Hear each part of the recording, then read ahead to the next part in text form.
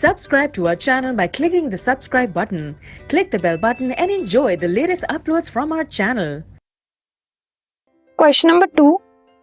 Construct a triangle XYZ having y is equal to 60 degree and z is equal to 45 degree and perimeter is equal to 13 centimetre.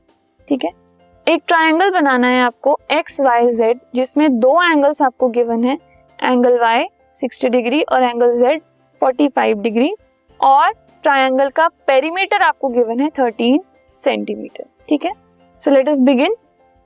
First step है draw line segment PQ is equal to 13 centimetre which is the given perimeter. जो perimeter आपको given होता है पहले आप उसको एक line की फॉर्म में बना लेते हैं. सो 13 सेंटीमीटर हमें गिवन है पेरीमीटर, तो हमने 13 सेंटीमीटर की एक लाइन खींची और उसको कोई भी रैंडम नाम दे दिया XYZ के अलावा.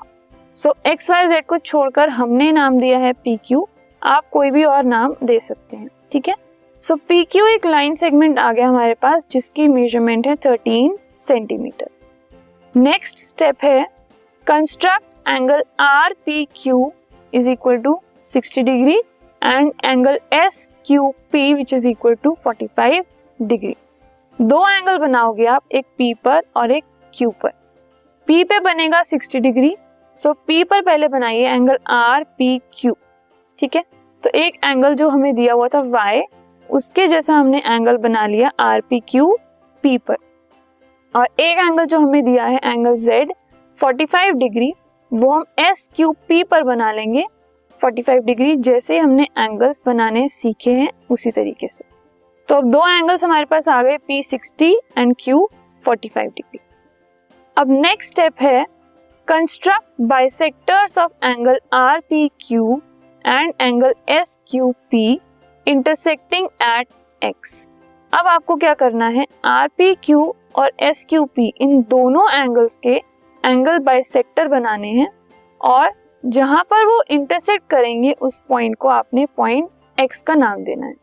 सो आप देख सकते हैं सबसे पहले एंगल RPQ का जब एंगल बाइसेक्टर बनाया तो वो बना PX इसका एंगल बाइसेक्टर है XPQ. ठीक है, तो ये इसका एक पार्ट आ गया, PX is the angle bisector.